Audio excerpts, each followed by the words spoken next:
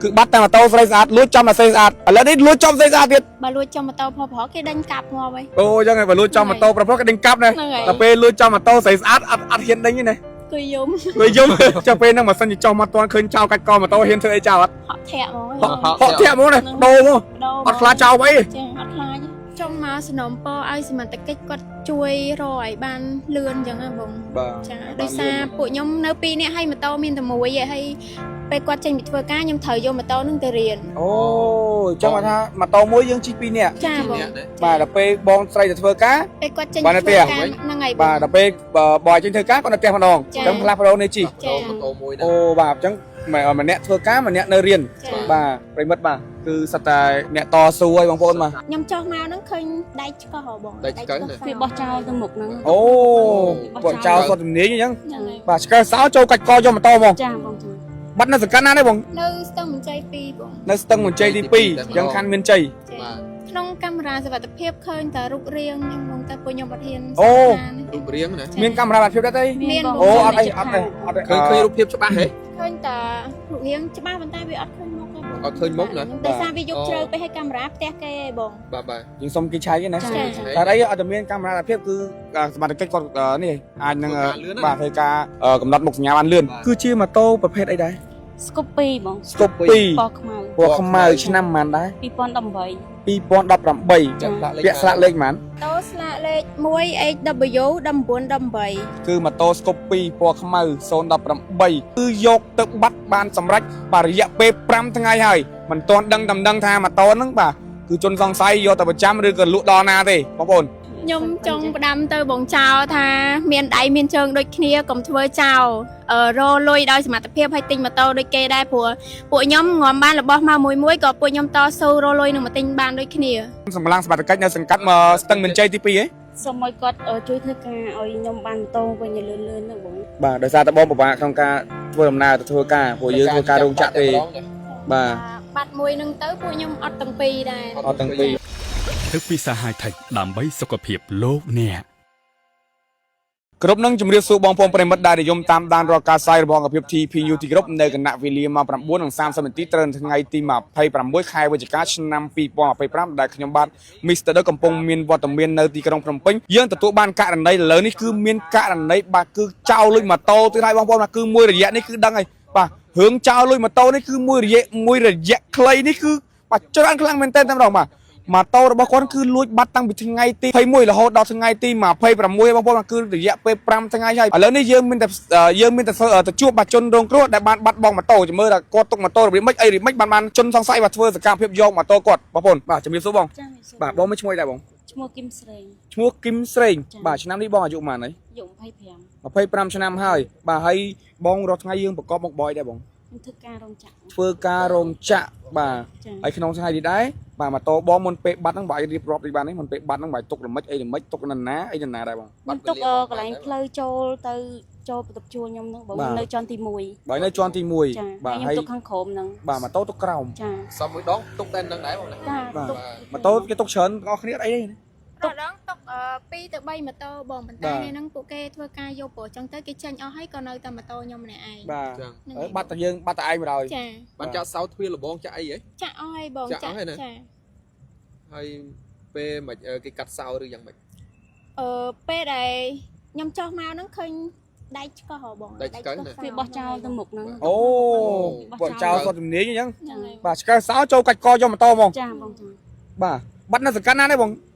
នៅស្ទឹងមញ្ជ័យ2បង នៅស្ទឹងមញ្ជ័យទី2អញ្ចឹងខណ្ឌមានជ័យ ចា បាទ បាទអីសានមានជ័យនិងខណ្ឌពោធិ៍មានជ័យគឺសម្បូរដែរតាបងប្អូន បោចោលរត់បើដែរឥឡូវ មុខដែរ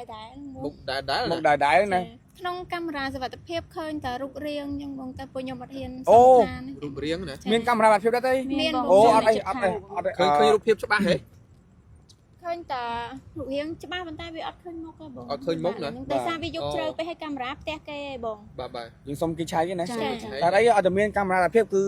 សមត្ថកិច្ចគាត់នេះអាចនឹងបាទធ្វើការកំណត់មុខសញ្ញាបានលឿន បាទ បាទឥឡូវក្រោយការបាត់បាទក្រោយការបាត់ហ្នឹងគឺ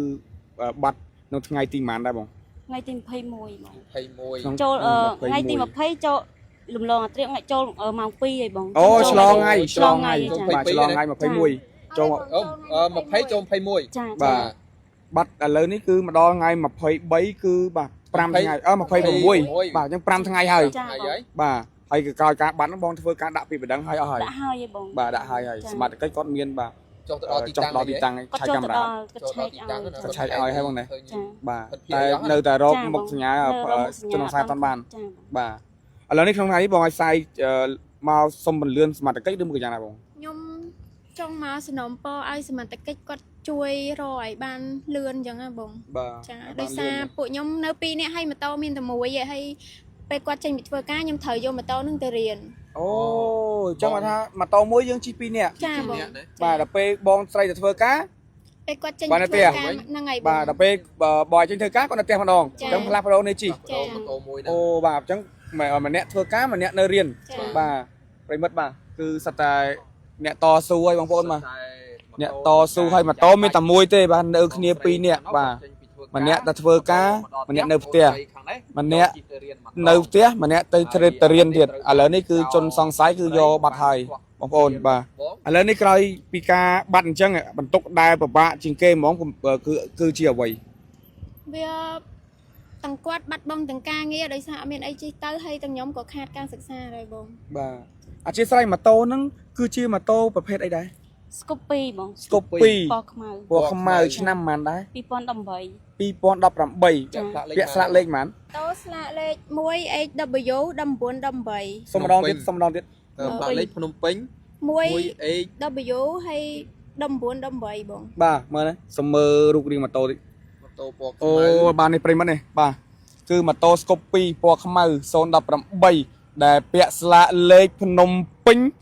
1HW 19និង18បាទត្រូវជនសង្ស័យធ្វើសកម្មភាពបាទឆ្កឹះសោផ្ទះជួលមួយកន្លែងហ្នឹងនៅភូមិរិស័យបាទសង្កាត់មានជ័យទី2បាទខណ្ឌមានជ័យនេះគឺយកទៅបាត់បានសម្រេចបាទរយៈពេល5ថ្ងៃហើយបាទមិនទាន់ដឹងថាម៉ូតូហ្នឹងបាទគឺជនសង្ស័យយកទៅប្រចាំឬក៏លក់ដល់ណាទេបងប្អូន ខ្ញុំចង់ផ្ដាំទៅបងចៅថាមានដៃមានជើងដូចគ្នាកុំធ្វើចោល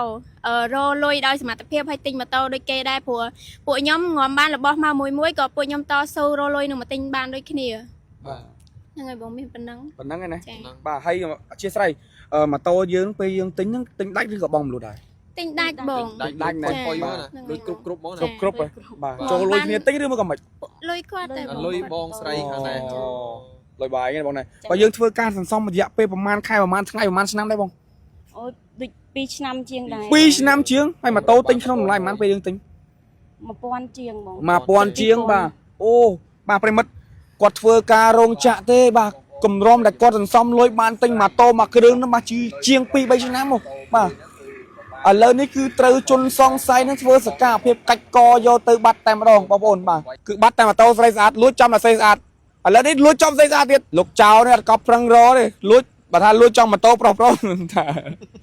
ម៉ូតូប្រៗគេដេញហើយបង បាទ បើលួចចំម៉ូតូប្រៗគេដេញកាប់ងាប់ហើយ អូអញ្ចឹងហើយបើលួចចំម៉ូតូប្រុសគេដេញកាប់ណា ហ្នឹងហើយ ដល់ពេលលួចចំម៉ូតូស្រីស្អាតអត់ហ៊ានដេញទេណា គឺយំ គឺយំចុះពេលហ្នឹងបើសិនជាចុះមកទាន់ឃើញចៅកាច់កម៉ូតូហ៊ានធ្វើអីចៅអត់ ហក់ធាក់ហ្មង ហក់ធាក់ហ្មងណាដូរហ្មងអត់ខ្លាចចៅអី ចាអត់ខ្លាច អត់ខ្លាចខ្លួនទូចប៉ុណ្ណឹងក៏ហក់ធាក់ដែរ ហក់ធាក់កាប់ចាំងកញ្ចឹងកហ្មងណា ហ្នឹងហើយ